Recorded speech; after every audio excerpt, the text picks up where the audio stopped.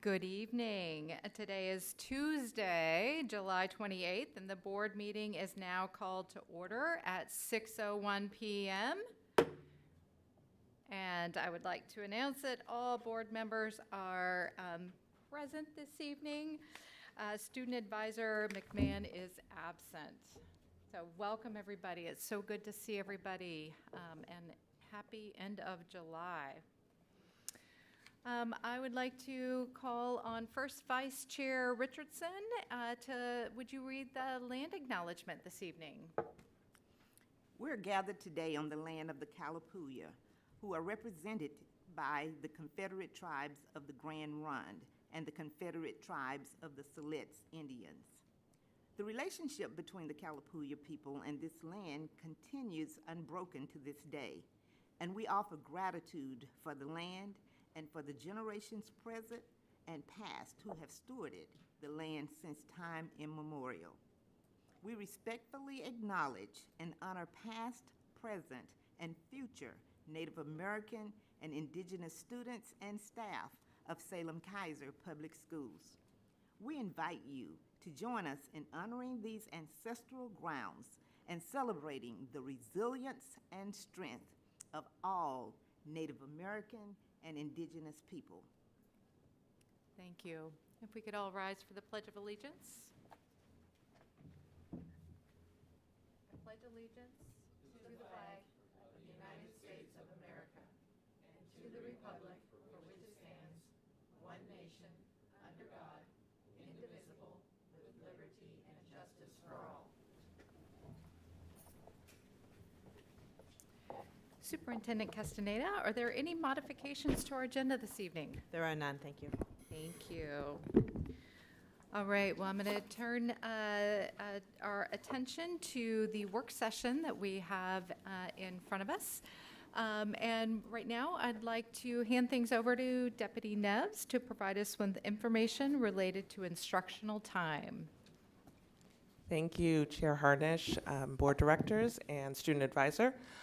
I am here this evening to talk with you about instructional time, specifically the executive order from April and what it will look like for us to plan for implementation of that here in Salem-Keizer. So we can go to the next slide. So in April, an executive order was passed, 2606, with the goal to protect and prioritize instructional time. This board last year actually set an example and a statement really setting forth that instructional time was absolutely key and that we would do everything in our power to not only maximize the instructional time that we have, but also not to reduce further. So we know that we're aligned with this goal about protecting instructional time and prioritizing it.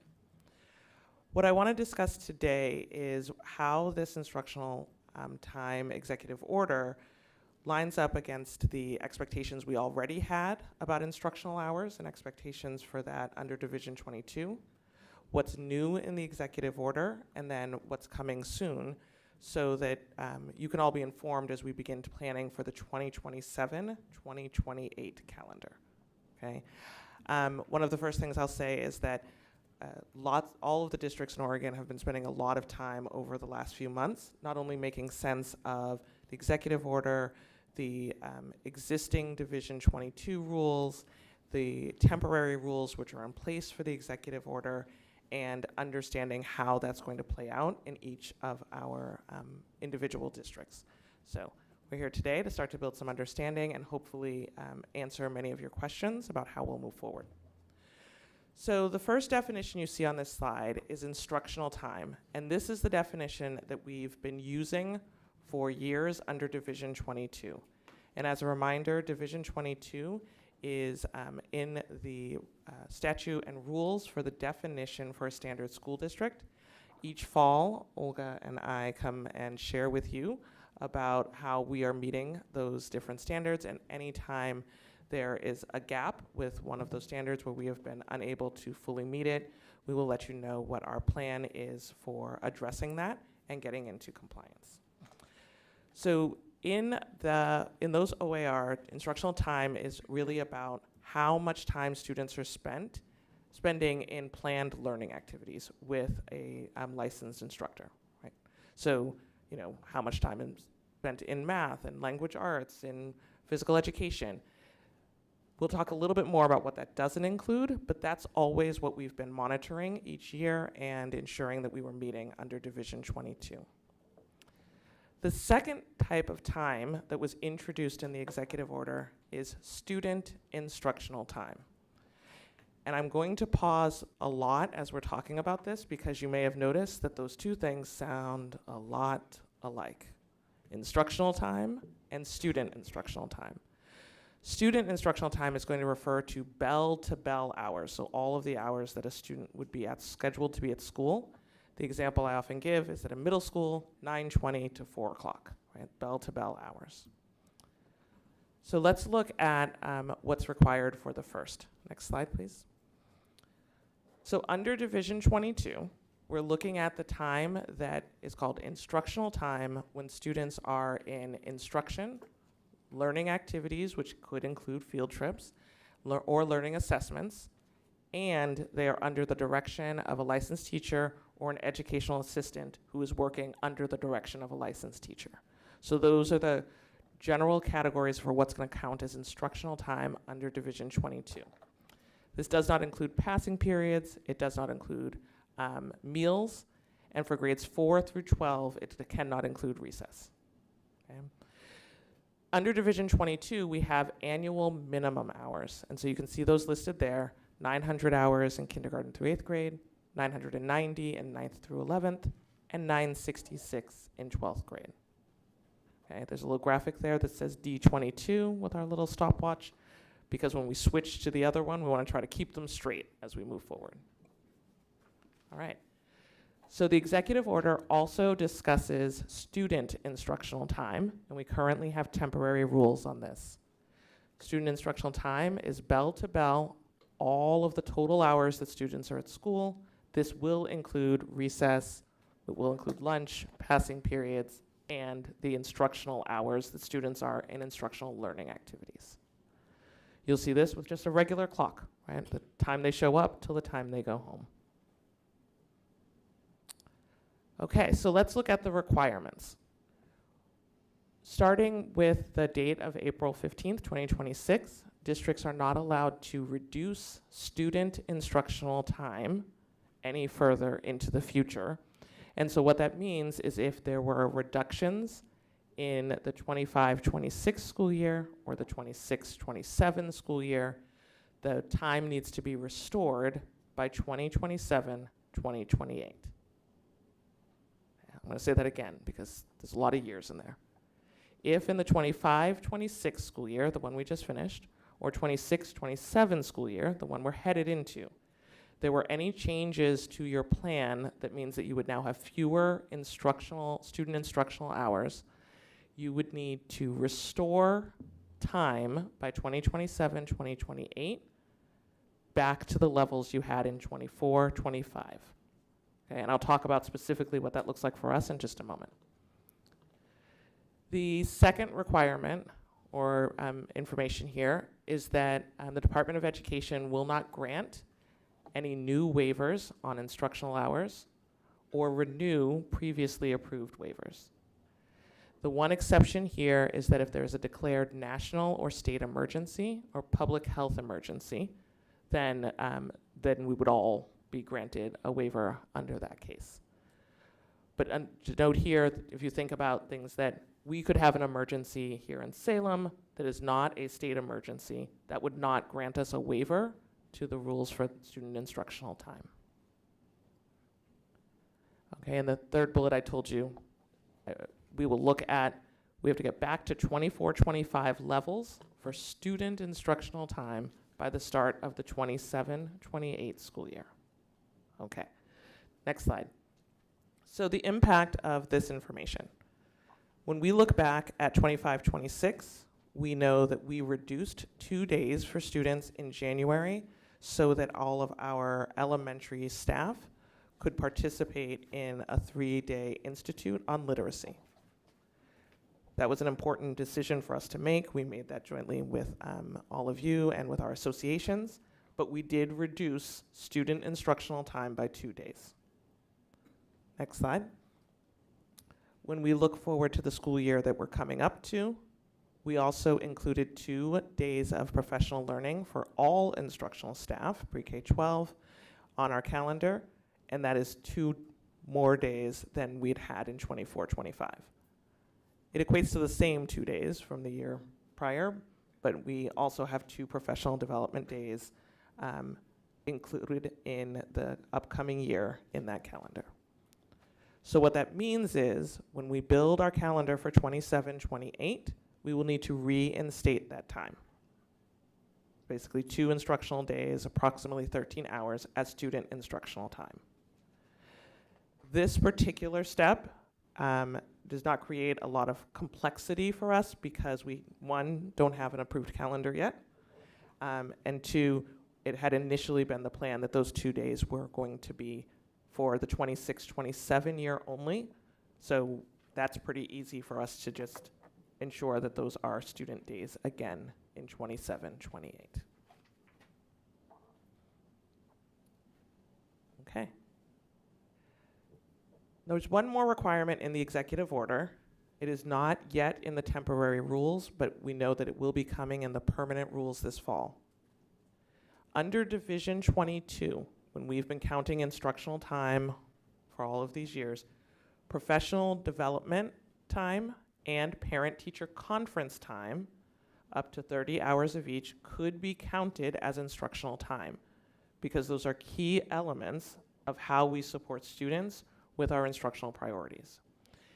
However, starting in the 27-28 school year, as we understand from right now, we will no longer be able to count those 60 hours as instructional time. Okay. We expect that permanent rule to come out in fall of 2026, but we need to start planning soon because this will have an implication on our 27-28 calendar. All right, and the impact of this. So again, we always have to meet our Division 22 requirements. Those 900 hours in kindergarten through 8th grade, 990 in 9th through 11th, and 966 in 12th.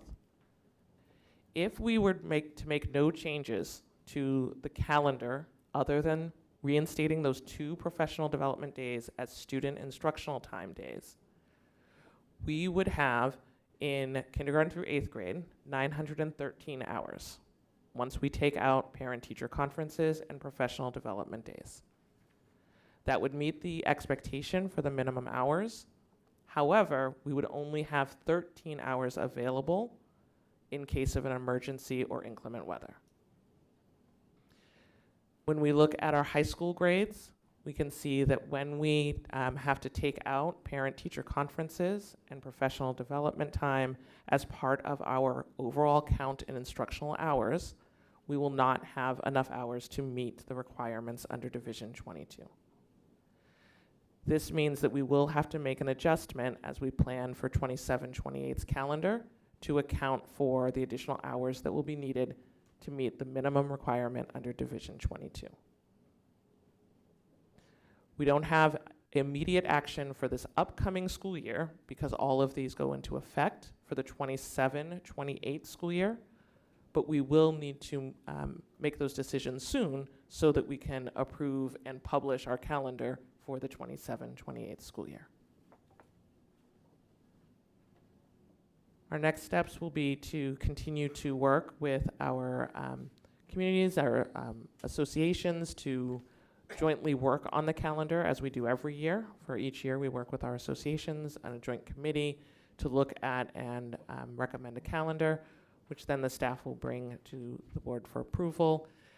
We want to make sure that as a board you understand what the executive order and the rules are requiring of us and the action that we'll need to take to ensure that we continue to meet the requirements for a standard district under Division 22. I will turn it over to the board for any questions. Thank you, Deputy Superintendent. Do we have any questions? I'm going to go to Chrissy, and then I'll go to Karina, and then Mel. Okay, thank you so much. Good job. I was just hoping to, so sorry if you said this, clarification on the 60 hours. and where we are right now with that. So are you saying that we as a board need to consider and look at options on how we can use alternate paths to make up those hours? Or is it something the district automatically is going to have to do? Because my brain automatically jumps to more days at the end of the year, perhaps, but then I think of union contracts. So is that enough for you to respond? Okay, thank you. Yes, so we will have to make some kind of adjustment to ensure we meet the minimum hours, right? That's something we'll have to do. What we can't do is be out of compliance with the requirements in our collective bargaining agreement.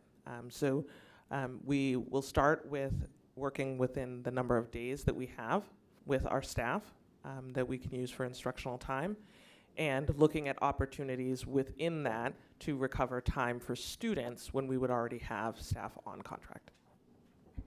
Okay, so it sounds like we have a couple ideas up our sleeves already, so we can kind of, as a board, ask you about those later, or? You're more than welcome to ask about them now. I think we are considering all options to ensure that we meet the requirements. I'm curious what they are, but we'll see what comes out over here. Thank you. Thank you very much, Director Hudson and Director Guzman-Ortiz. Thank you, Deputy Superintendent Neves. I will name, I'm a little confused about the instructional time and student instructional time. Like, I hear the distinction of both of those.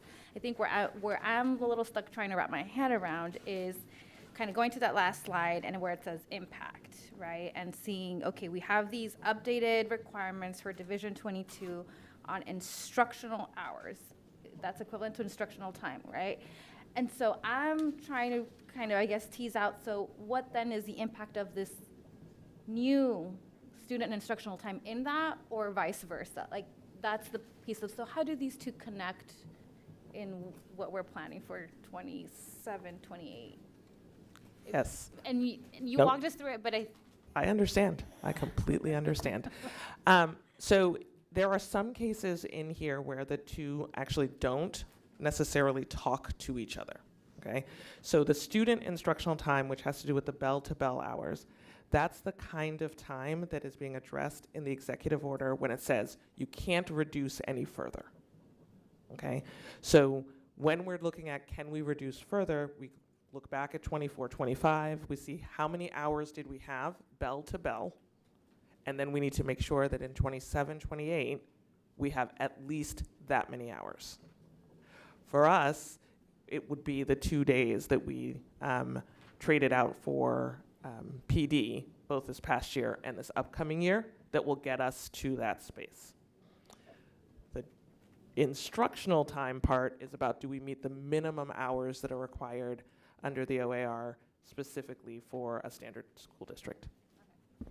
And yes, it is very confusing. thank you. That helps, though, just the way you, again, because you did this in the beginning, separated the EO and then Division 22. Thank you. Yes. Very briefly, I just want to jump in and sort of like ratify the confusion you and anyone else might be feeling, because it is exactly what has been happening throughout every school district, school board, and between and amongst districts in the State Department of Education since the executive order. But what we are very fortunate now to actually be having this conversation now that most of the technical issues have been cleared out, and Deputy Superintendent Neves can give you nice, crisp answers to the questions, but it is a legitimately confusing topic. Thank you. Thank you. And Director Fuller. Thanks.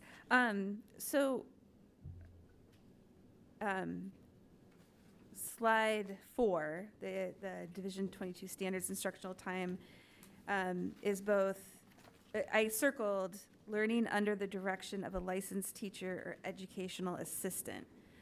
What that made me think of is this a 1-to-1 ratio? Or can you have like one licensed teacher direct 10 assistants to teach students, and that counts as instructional time?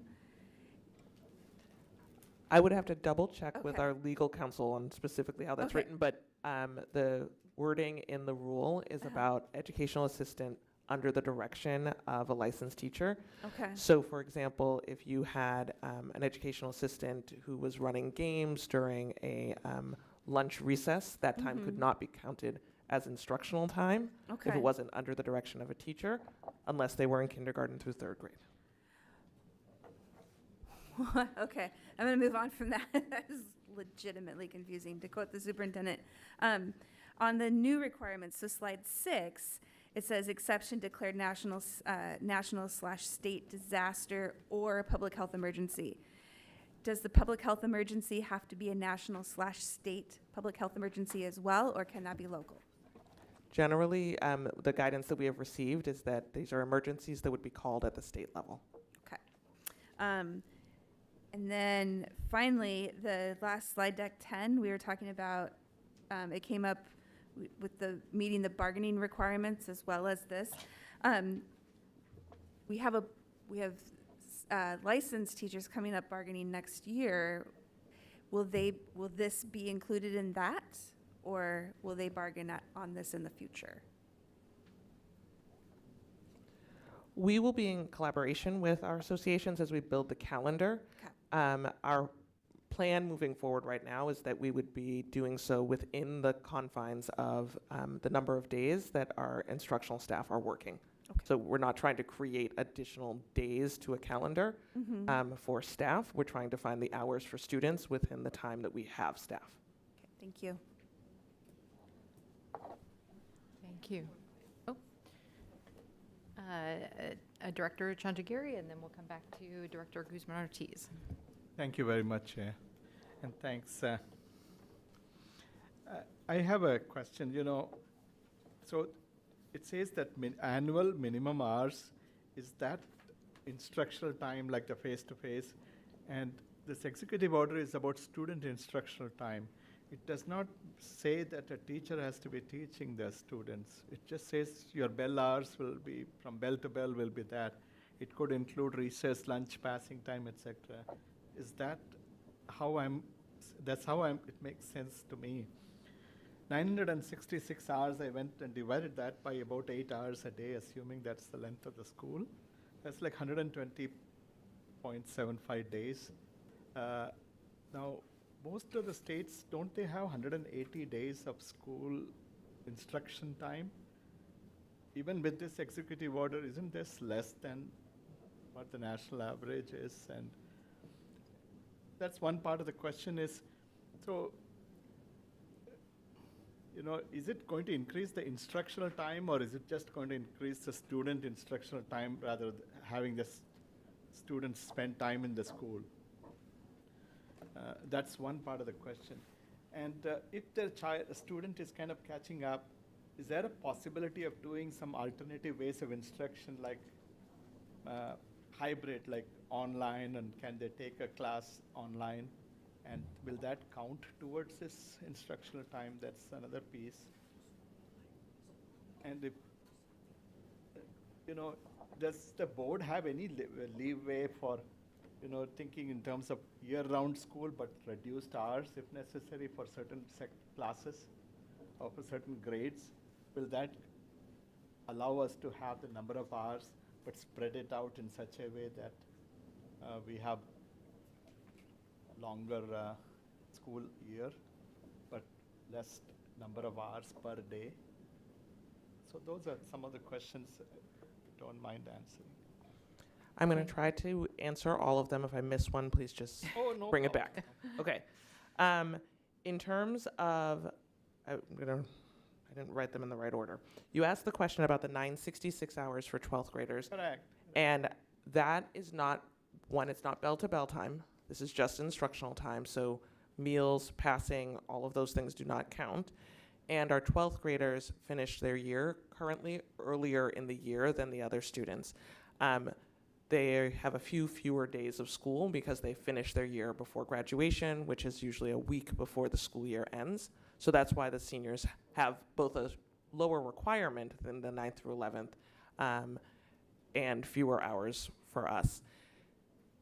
What I wanted to clarify at the beginning is that the executive order does talk about student instructional time, but this actually goes back to Director Guzman-Ortiz's question, but it implicates the Division 22 instructional time. And the reason for that is that when we say things like professional development days and parent-teacher conference days can no longer count as instructional time, we're removing up to, in most cases, 60 hours of time from the total amount of instructional time that we were considering in our calendar. So it's a little bit nuanced there because, and that's part of the reason there's been so much conversation over the last few months to get that clarity, because there's a consideration both for how many days are students in school, although the executive order does not name days, it just names hours. But bell-to-bell time gets us a little bit closer to the concept of days, as well as we're still accountable for meeting the Division 22 requirements, which ensure that there's a certain minimum number of hours that everyone meets. So will the hybrid model count towards this? That's what I'm trying to understand. Let's say some students choose to stay at home but get their instruction online in addition to in-person class. Will that count towards the number of hours the state is asking? There could be opportunities. So for example, we have online schools and online programs. Those students' time counts as instructional time. That is still under the direction of a licensed staff member. And so we would be looking at, in a situation like that, where if we were considering something like that, how many hours of time do we have from our licensed staff to deliver that instruction, and any implications to their working conditions if we were to change the definition of their instructional roles. If I can add one element to Danielle's answer to that question, we're also at a situation where we've got to look at the system-wide count. We're not going to be in a situation where we can add targeted amounts to individual student groups or individual schools, individual enrollment types like SK Online or EDGE. It's got to be compliant with this requirement, it has got to be that we are meeting the requirement in every building based on published hours for every student using the new definitions. And so it adds an additional kind of dimension around systems change, in addition to knowing how to use every single instructional model we have. I mean, I like this EO, executive order. It's really necessary because Oregon's number of hours or number of days were actually less than the national average. You know, when you add on top of the student absenteeism, faculty absenteeism, when you kind of put all that, actually the numbers go down even further in terms of the face-to-face the student gets to spend with their teacher or school. So I think this is a good start. Some states, of course, are a little bit longer than our state. So does the executive order talk about any particular way that the instructional time should be used? Could it be like high-dose tutoring or additional thing? Will that count towards that, or it has to be the regular classes that they have? The executive order talks about the amount of time and the process of reducing time, which is no longer allowed, and restoring time. And then also the change to parent-teacher conferences and professional development time. Outside of that, the definition of how time is utilized and whether or not that counts as instructional time, that's what's covered under Division 22. So while both directives are talking about time, the executive order is really saying, how do we not reduce time further, and how do we recapture potentially some time by no longer allowing us to use the professional development days and the parent-teacher conference days. Within that, we still have to use Division 22 as the guidance for what counts as instructional time. So anything that would not meet the requirements under Division 22, even if it got us to more bell-to-bell hours, would not get us to compliance on Division 22. And Director Guzman-Ortiz, you had a question? Yes, thank you, Chair. And maybe this, I believe this is part of the, to be determined. But going back to, so I hear some of the implications on professional development time, knowing that we've assigned days and that those are changes that we're gonna have to do. I'm a little more curious around the parent-teacher conference time. I understand this is, especially in elementary school, there's 2 or so many days assigned to families coming in, connecting with educators, right? Getting to hear about how their child is. I think it's such a valuable time. And I know it looks different once we go to secondary or secondary schools, but I'm curious if you could maybe share a little bit of kind of what we might expect in terms of impact in some of that parent and educator time that we have. So we still remain committed to both conferencing and collaborating and communicating with our families through parent-teacher conferences. That will still be an important part of our work. We just can't count it as instructional time. So the question before us is, can we find time somewhere else that we can have students in school? There's, a possibility could be something like, at one point, instead of doing 2 long days of conferences, is there a different model that would get us a couple of hours, right, where we maybe shorten one of them? That is a possibility. However, we also still need to find quite a few hours to get our high schools into compliance. And we want to make sure that both with professional development and with parent-teacher conferences that we stay committed to how important that is to the instructional and educational process. And I'll just say that working with a bunch of the other leaders across the state in different districts, that has been a key priority that has come to the top, is that those 2 pieces are really critical pieces of the instructional model. And so we're trying to not lose those while we also comply with the requirements of the order. Thank you. Do we have any other questions at Jennifer this is- point? Jennifer, I'm so sorry, I didn't see your hand. Director Parker. Yes, I have a question. I know we've talked so much about the parent-teacher conference and about all the school hours, but to me it seems like it's almost impossible that we don't have to add more days, because if all that stuff falls under we not being able to have it because it's an instructional time, but we need the parent-teacher, and if we have snow days, say we have this winter where we have a week off snow, we're already short 45 hours for the high school students. So we would have to virtually come up with extra days throughout the summer and then end up paying for it. And then if we have teacher contracts and we tell them they're only working a certain amount of hours, how is that really going to mess up? I mean, basically, wouldn't we have to work for some of these days for almost no money? As Danielle thinks about that, I want to say that feeling you had, that ending for almost no money, is part of the reason that so many districts are working their way, kind of picking their way carefully through this issue. Because while we all agree that instructional time matters, most of us are in a pretty financially constrained environment. And your question connects with Mel's question, because all of this is a subject of mandatory bargaining. There is nothing here that we get to do. You can't do it as a board unilaterally. We cannot do it as a district unilaterally. It all connects back to conditions that are covered in the, more or less in the contract. But sorry, Danielle. I would say that's exactly the tension and challenge that we and many other districts have been feeling as we try to plan for how we might address this.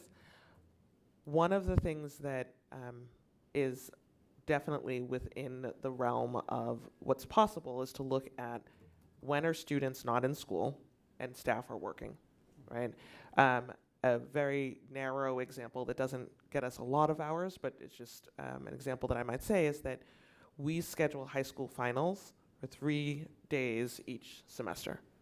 Something like having high school finals on 2 days instead of 3, right? You get a couple hours for the high school teams each time. because we would just have students stay at school instead of have a half day of school, because those are currently half days of school. There are things like that that are in the sort of scope of what we can do within the number of working days that already exist, is to consider when are our staff working, that students are not in school, and then how do we also keep the priorities that we have laid forth in our strategic plan that would include things like parent-teacher conferences and professional development while we look for those additional hours. Director Fuller. This is really quick. I'm asking if this example fits. I'm not saying this is what I would suggest or anyone would, but I'm thinking of late start. You're talking about times when teachers are at school but students aren't. So late starts would qualify for that, right? Yes, that is absolutely an example of a time that could recover hours because if students were at school the full day. Thank you. Thank you. And Director Chandragiri. Yeah. No, I think in some ways, this is a question is, we have summer learning program nowadays, right? So we have so many programs that we have in, those are grant-based programs we are filling in there. I assume that they are under a licensed teacher or a teacher's assistant under their license.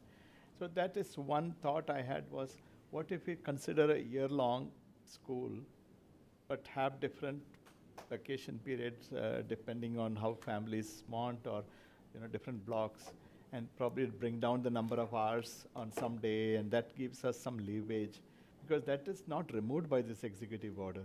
If so, how much will that cost us more, or will it cost us less, rather than trying to keep the number of days like this, the way it is, and trying to kind of make do with just adding a few hours here and there. Because a lot of times if you do like a year-round school, it is good for the students. There are no summer learning loss, and especially when our children are coming out of COVID and all the other things. Is this an opportunity for us to think of a different model of delivery where we can braid the money from the summer learning grants or whatever the legislature gives us and expand it a little bit more, but have shorter days comparatively? Will that count? I want to separate the technical question of whether it will count, which Danielle will cover, from a very practical question. We do not have the HVAC systems in our district to run year-round school. The conditions for teaching and learning, the heat in our buildings in July and August would be prohibitive on that model. But there may also be an answer to the question, Danielle, if you want to kind of contemplate it in a more theoretical sense. Yeah, I think technically under the definitions that we're working with for instructional time, where the days land in a year would be up to an individual school district. There are some school districts who are currently on 4-day weeks who are contemplating their weekly calendar with this executive order as well. So I think, yes, theoretically possible, but I think just like Superintendent Castaneda said, there are a lot of different things that would make that very challenging. And I would assume that even with our best efforts, there would be a good deal of additional cost. Yeah, I hope it may not be this year, but in future, if this gets codified in a statute, then that's one thought for maybe 2 years from now or 4 years from now. Hopefully, we'll have an HVAC by then. So I'm just thinking in the future, giving that year-round up model, because I don't know how we came up with this 120 hours of instructional time. Where did we come up? Somebody must have come up with perhaps farming time or summer days, or but in this modern day where when we are offering, and that's really helping our children, something to think about.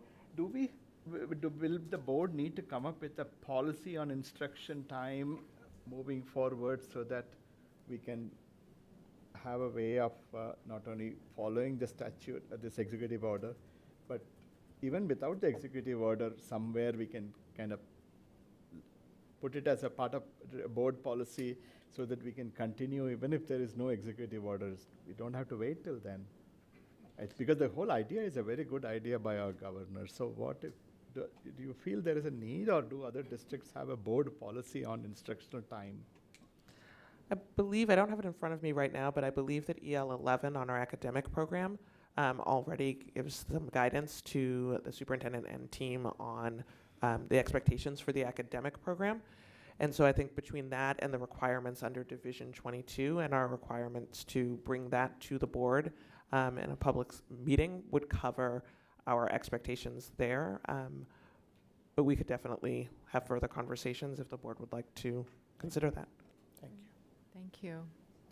Thank you, Deputy Superintendent, and I don't think this will be the last conversation we have about instructional time. Really appreciate your not only eloquence, but your ability to translate all the technical pieces together. So thank you very much.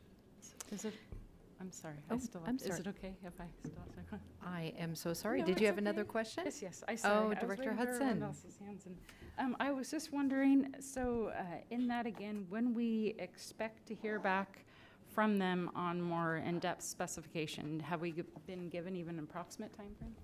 Yeah, the next thing you actually are going to hear is going to be from us, because the executive order is issued, it is standing, and the first round of preliminary rules have been issued. It gives us enough to know what we need in order to take the next steps. And so the next steps will be us continuing to work with you, talk through your questions, and construct the best fit path for Salem-Keizer. Without question, that path is going to require close collaboration with our union because, again, all of this is a mandatory subject of bargaining. And so the next step will be sharing the plan publicly and with our labor partners and moving forward with what is likely to be a contract negotiation related to implementing something that brings us into compliance. Just a quick question. Does this include special ed also in terms of number of hours? Because there was, I believe, some law that says there will be some kind of time waiver. There was, if I remember, I forget the bill number. So how does this EO affect the special education? That's one of the questions I had. I'm not certain what bill you're referring to, but this would apply to all of our students, whether they have an individualized education program or if they didn't. So there won't be like early release kind of for some children, right? That will come Not down. as a That will result bring of down this the work. number of hours, right? That It's- not as a result of this work at all. And again, it's not calculated on an individual student or subgroup basis. It's the calendar as a whole. When we calculate the hours for our school calendar, defined in the new terms that the executive order lays out, we either are or we are not compliant. I think you're talking about abbreviated day for which a small number of students in close collaboration with their parents are eligible, but that's a subset of students, not the school calendar as a whole. Thank you. All right. Well, I'm going to move us forward Okay. to our final agenda Can I just item. point out the rest of my really, really, really fast? Or is that? You don't have to. I just, it was part of what I was trying to say. I think with the bond, I thought we were talking about HVAC stuff anyway, implementing those. So I just wanted to throw that out there as far as putting it on the books for hopeful further discussion, bringing back into the concept before bargaining for the summer and extra days and all of that stuff. So thank you. Right. All right. I'm officially going to move us forward now. All right. Well, our final item on our agenda this evening is the first reading related to multiple housing tax incentive program application. And for that, I'm going to turn the floor over to Chief Operating Officer Odenthal. Thank you and good evening, Chair Harnish, Directors, Superintendent Castaneda, and Student Advisor Arredondo Diaz. Thank you for the time tonight. We have before you have the package, which is a request from the City of Salem to consider our support to weigh in with the city in support of the 590 Willow project development project, asking for us to move forward a resolution to exempt the property from property taxes under the multiple unit housing tax incentive program. If you've seen it, the package, in order for the tax incentive to be put into place. It requires 51% of taxing districts that are involved in the city to pass this. Between the city and the school district, we add up to 52%. So they've come to us asking for us to weigh in on this piece with them.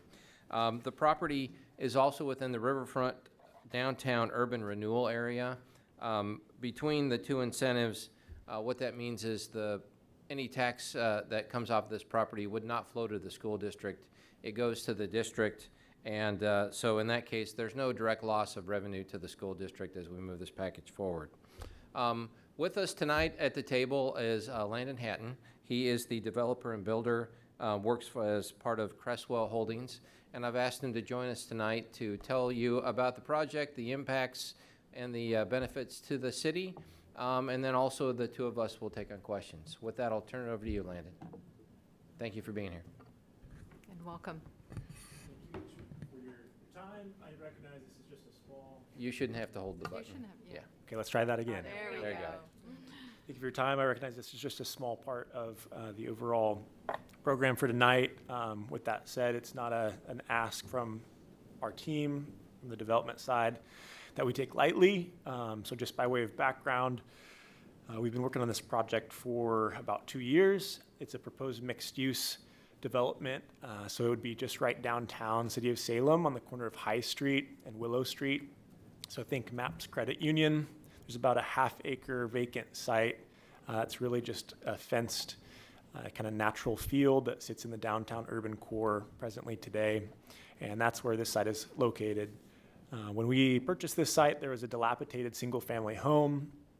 We obtained the necessary permits to remove that home in preparation for the proposed development. We've since obtained the land use approvals for the site. In terms of just by way of background, I myself am a local developer. I've been in the Mid-Willamette Valley building predominantly housing product in kind of between Albany and Corvallis, Salem, and some of the smaller communities here in the valley for about 10 years. There is a predominantly local design team involved, so Lift Architectures in Salem, civil engineers in Silverton, structural engineers in Salem as well. So it's very much a local-based housing development proposal.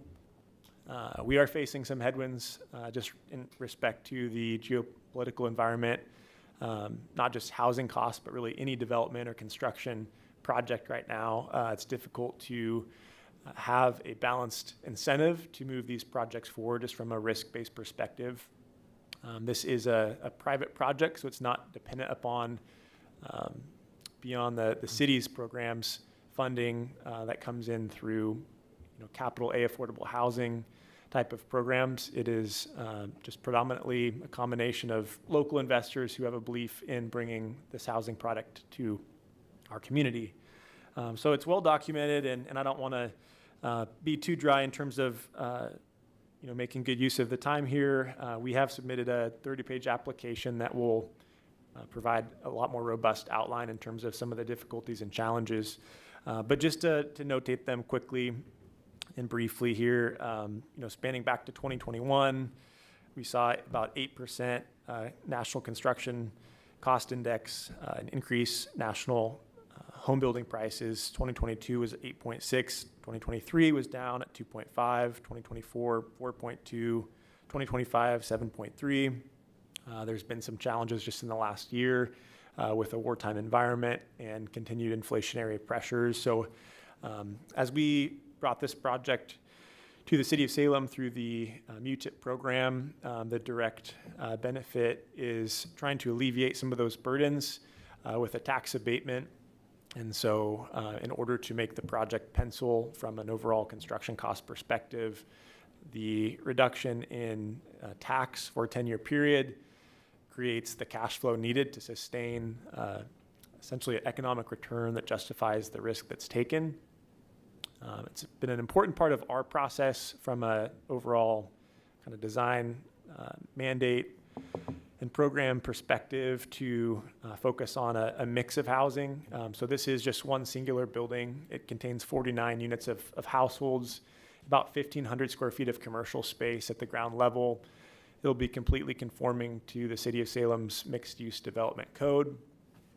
And we have obtained the land use approvals for that. And so have full designs and so forth that, of course, we'd be happy to share if they haven't been circulated. But in essence, our goal is to provide a blend of housing. So if you look at comparables in kind of the Salem downtown core, other recently constructed mixed-use type of product that's been delivered in the last 3 or 4 years, a lot of that housing product is what we'd call like micro housing, so really, really small units, many of which are studios. And our development within the 49 units has, I think it's 26 two-bedroom units, and also 9 one-bedroom units. And so our goal there is just to create a mix of housing types that will appeal to multiple different tenant profiles and not just specifically go after kind of that micro housing style, which is fairly well represented in the urban core. But yeah, just with respect to the time I have, appreciate the consideration. This is a project that, we've appreciated the City of Salem's collaboration on and the ability to apply for and walk through the MUTIP process.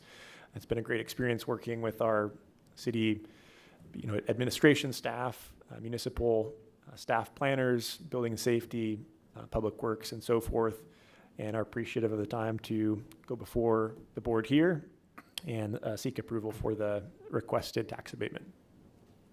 Thank you, Landon. We're happy to take any questions. Great, thank you. And I just want to say thank you for being here and sharing this with us. So I will open things up for question. I see Director Chandigiri. Were there other questions? Director Fuller. So we'll start there. So Director Chandigiri. I really appreciate you coming here, and our community definitely needs housing of all levels, including medium-priced housing. Several of our faculty, staff also need housing in this area. If you want to attract workforce, then we need to also make sure they are affordable, housing, rental properties, etc. So thank you very much and for coming to our city. And I can understand there is a lot of regulatory overburden that you face before you can occupy the place right from the time you kind of cut the ground and build the whole thing. So the question I have is, there are this program will have 10 years of tax abatement. I will be supporting this because we really need different levels of housing, and this is so big problem in our city. The question, is that enough for you to recoup all the regulatory burdens that you have to face in this time when the interest rates are such, and then still build homes for our community and our teachers and staff? Or is there a plan after 10 years, what happens to the cost of rent and things like that in order to make up for the investment that you and others have put in? It's not like some government funding is there. It's like private people have put in their hard-earned money. So what is the plan after 10 years? Yeah, I appreciate your question. So I'll speak to it kind of from a few different lenses. So the first being the investor base or the ownership group who's tasked with kind of overcoming these challenges and bringing the households to the market. So what we oftentimes see, and this is, I think, even reflected in the Oregon statute that is outlined the incentive program and abatement programs that then get adopted at the local level, is oftentimes just due to infrastructure challenges, cost of construction, any level of municipal challenge. The urban core style of development can tend to be more prohibitive than other more tertiary areas along the city boundary, or more sprawling sites that allow for like your traditional, we call it woody walk-up in the industry, but 3-story walk-up style apartments. And so the direct benefit, the perspective from the ownership group is, recognizing the burden of those higher costs and conformance to certain design standards that are required for this specific building type in this specific zone. And so there is kind of a balance, recognizing those challenges and then also having the opportunity of an incentive that's not available in other locations. But we do see essentially a lower kind of rent rate in terms of what can be justified from the market in these downtown corridors. And so at the state level, there is a priority to incentivize this type of housing, also specifically transit-dependent style housing for households that rely on, public bus systems and so forth.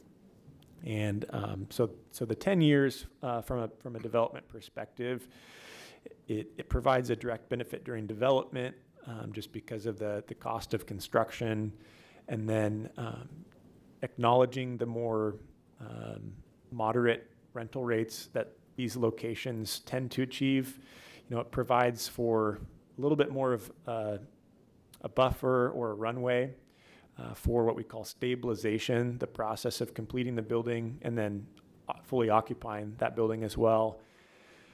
And that's where I kind of shift from a lending perspective.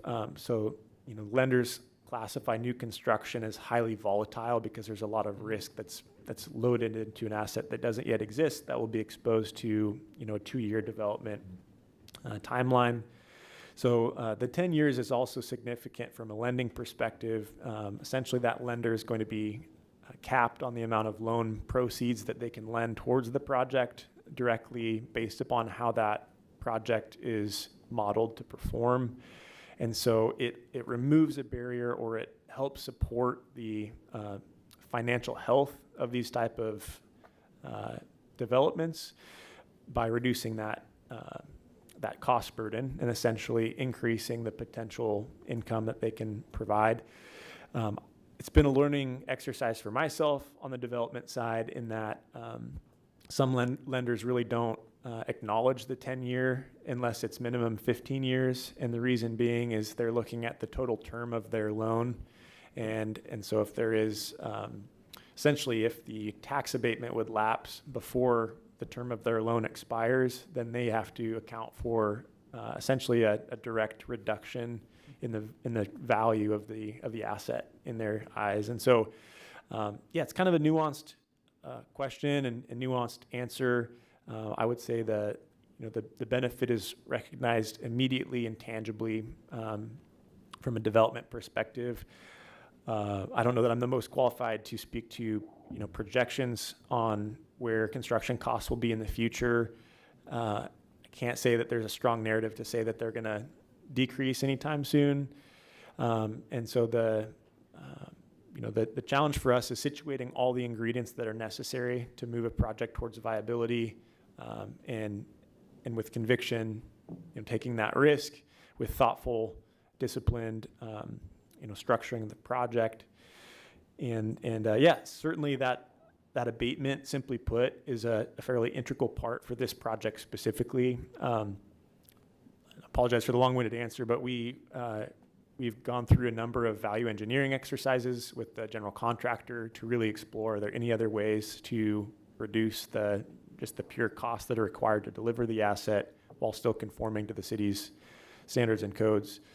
And we've pretty much exhausted those levers. But the 10 years is meaningful.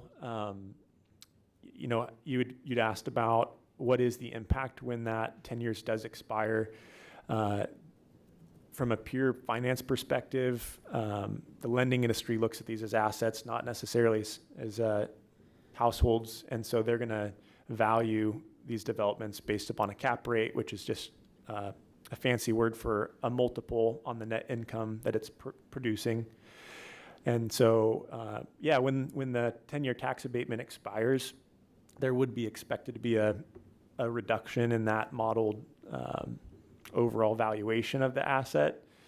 The goal is essentially to overcome the hurdles necessary to just deliver the housing, and then recognizing that generally costs only increase over 10 years. The general consensus is that the rent rates would be at a spot to sustain the asset on its own without dependence on the tax abatement at that time. Thank you. Thank you. And Director Fuller. Yeah, thank you. Hi. First of all, I want to ask, are the two of you father and son? Because I see the resemblance. You're not? Oh, man. Okay. Thought I was onto something. Hi, I've got, what the city, I think, is asking us to do is to agree that in granting you as a developer the ability to not have to pay taxes is going to be worth it in the long run for the city. Sorry, I'm getting my words mixed up. The city is asking us to agree that what this development will bring to our community in the long run is bigger than the value of the property tax revenue for 10 years. Do you agree with this? Is that true? Okay. So I was thinking about this on the drive here, is that I don't think that the city has a way to measure that impact. I don't think that they track it. I think when you look at the value the value of the property taxes that they're going to dismiss for 10 years, they don't have a way to say this is what we got on the other end of that was worth it. It's just not, there's no model for that. And so that just makes me think about a few things. I want to ask you guys as developers, you pick communities to build in, and you pick places based on what makes it attractive to you and the value. Is it more valuable as a developer to build housing in a community that has fully funded core services, has all the things that those property taxes go to pay for? Or is it more valuable to build where you don't have to pay as much to build it, and the community misses out on that money? Does that question make sense? Yeah, I really appreciate that. I think it's a really fair and transparent question. And I think I'll answer it maybe just from a developer perspective and then just Please. personal as well. So I grew up in Dallas, Oregon, 30 minutes west of here, and product of the public school system over there. Great experience, very grateful. My family lives in West Salem, 3 young kids.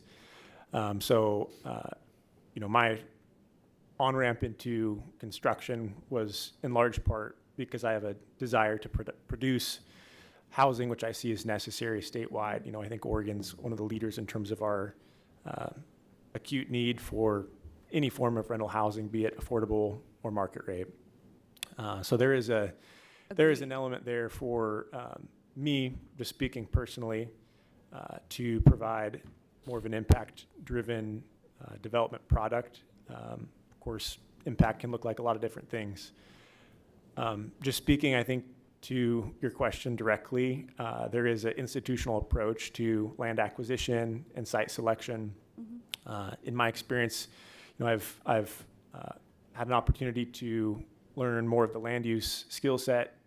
I've been the individual putting the nails in the walls. I've been the individual offloading lumber from the flatbed, and I've also been the individual studying land use and understanding, from a zoning and condition and environmental perspective, where is the best location to locate a housing site. So I would say, yeah, there is absolutely, a professional intent from a private development perspective to procure land that is feasible, constructible, and lawful. I would say it's a balanced response just because, from my view currently as a developer, the challenges are such where it almost takes the perfect site, to use this mixed-use development as an example. We had the opportunity to specifically acquire this site in a high-density location with mixed-use zoning. It is aggressive site usage. We're providing a lot of housing and not a lot of area. And we have the opportunity to receive a benefit that is financial in nature. Even as we have worked through each of those steps and validating constructability and feasibility, maximizing site, looking for efficiencies, as of today, this project more or less stands stuck because the gap between the construction financing and the equity that's required to move the project forward has proven to be essentially the one ingredient that's just non-existent. So we've been engaged for 2 years on the project, working through land use approvals, and municipal review and ultimately permits. Ultimately you have to attract stakeholders to the project who have a conviction to move it forward. And just to speak very clearly and in plain language, there has to be a commensurate return that's justified and reasonable for each of those individuals to take that risk. And there are individuals out there, I think, who may be positioned to deploy funds towards a project purely based on kind of that, we'll say, passion or community impact category. But they're taking a risk to do so. And so I would just encourage, I guess, the consideration of that question to incorporate a realization that, it may be a discussion about does this type of housing product get delivered to the market or not, and not necessarily like, is it just an opportunity for a developer to do better for themselves? I'm currently in the process of moving my family of 5 into a duplex downtown at the city of Salem. So it's not like a entirely disconnected conversation or one that's just purely financial. So city of Salem, generally, I think the absorption annually of new multifamily units is about 830 units. And so in environments like where we are in the market cycle, where there's a very thin line between the economic incentive justifying the return. I think what we risk is not having the new housing supply meeting that demand. And so it's a very nuanced conversation, but I think, just from a supply-demand perspective, what you can see is that renter-based quality of life start to decline because, in essence, your existing housing stock is continuing to age. And so the quality of life in that older stock is coming down as it's moving through its useful life. And ultimately, there's not, we're not tracking at the community level or the state level for the need that exists for our rental housing community. I hope that's a fair response. Yeah, I really appreciate it and your willingness to engage with it. I think the question that I'm just starting, and I'm not against what you're asking us to do. I just want to make that clear. As I start to think about this, as the way we've kind of always done it. It's the process that gets these things approved. And I'm just wondering, to tie this into the work that we do here on the board and not a city issue necessarily, we make decisions. Us making, as a board, making a decision to, this is money that our community could use. Right, the families and the students that go to our schools that we serve, it would benefit that tax. The revenue from the property taxes would benefit them directly. So I'm just starting to ask myself those questions of where, what if we didn't do things the way we always did them? What if we started to reevaluate? And I think that in the world that we live in right now, in this moment, I think it's really important that we start asking those questions and looking at things from different lights. So I really appreciate you willing to engage. The last question that I had is the number of apartments that you chose was 49, and you chose to make 3 of them affordable. Why that number? And if I could ask here, I think I just want to encourage you to answer this, like just very briefly and directly on the matter of the unit distribution. Mm-hmm. Yeah, so we have to conform to a density requirement.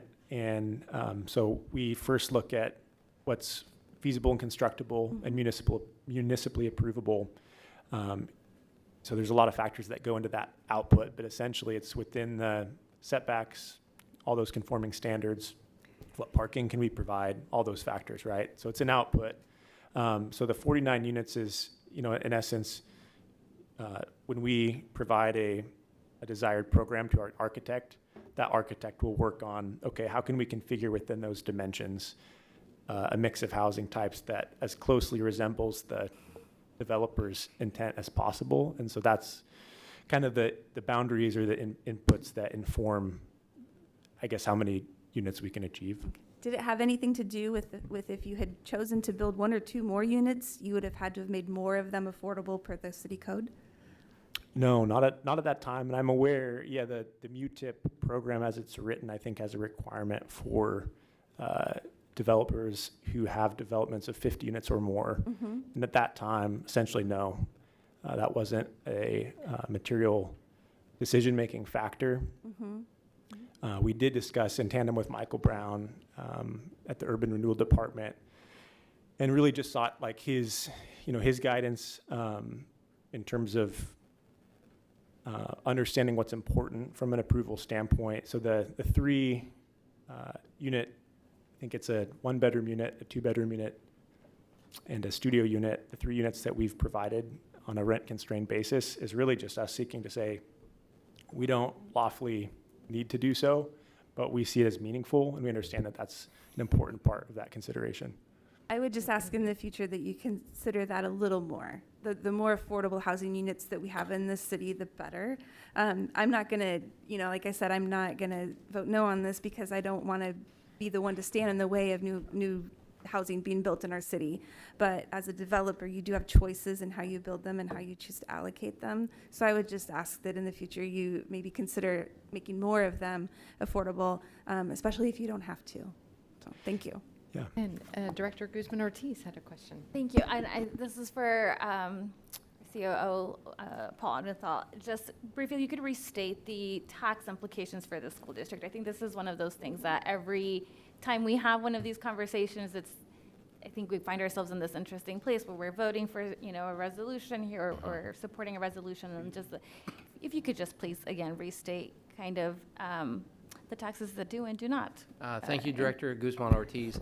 There's no direct implications to the tax revenue for the school district based on the incentive program and the urban renewal area that this is part of. It's really neutral financial. Great. Thank you. Thank you. Yes, absolutely. I really do want to thank you for coming. This is a little bit unconventional for us because we don't typically have a developer explaining the concept. This is a partnership actually with the city, not with the developer. Right. And so we find ourselves kind of thrown off balance by the idea that you're here in lieu of the city representation, because we do want to be in partnership with the city. And this is an ecosystem in which when the city thrives economically, by a variety of measures, whether it's access to affordable housing or growing our tax base, generally renewing and expanding the economic vitality of our city, everyone benefits. I do want to kind of remind us of the city partnership dimension of this, and also let you know that we will be reaching out to the city to make sure that they understand that it is our expectation that we are engaging with the city in the future and not developers. Not that we don't welcome you here, but you are a participant in a process. The city is our core partner in decisions where we have a voting share. Thank you. Thank you for that. Chair, I just want to follow up. If Mr. Odenthal, if you could explain what does the urban renewal tax increment, that urban renewal area means in terms of what that means, what is the tax implication for even the city? Is that in order to develop that area, they have some kind of tax incentive in that area if you build a home or build a business? Basically, it's an area the city has designated for redevelopment and for renewal. There's basically a bit of a public corporation that the taxes that's collected in that region goes to that organization for the redevelopment and renewal of that area. So in other words, in this case, this abatement is, rather than going to the renewal organization, it's going to the developer on this as a tax abatement. so it's kind of giving them, it's almost like an incentive to invest in that area. That's how I see it. Based on the public benefits that the city Based on has the public identified. benefit. Yes. Otherwise, the risk is we are going to have, like what you see in South State in the last areas, nobody has built anything. And for a long time, some of these buildings were in a very blighted state. Nobody had put in anything. So I really appreciate what Superintendent was saying. This is to kind of bring our city back to what it should be as a state capital. So in a way, I appreciate you guys taking risk and putting that money in a very difficult time in our economy. So I hope there is more development in the downtown and city area and make that as a city which we can all be proud of. That's not going to come unless there is some way for us to take pride and show some incentive for investors. Because that's how I see. Otherwise, you see like South Salem, the last area, which could have been buildable lots, nothing has come forward. And who is suffering are the teachers who have to rent a home, or staff who work here. It's like 2,300 or 3,000 or whatever it is for 2-bedroom apartment and stuff.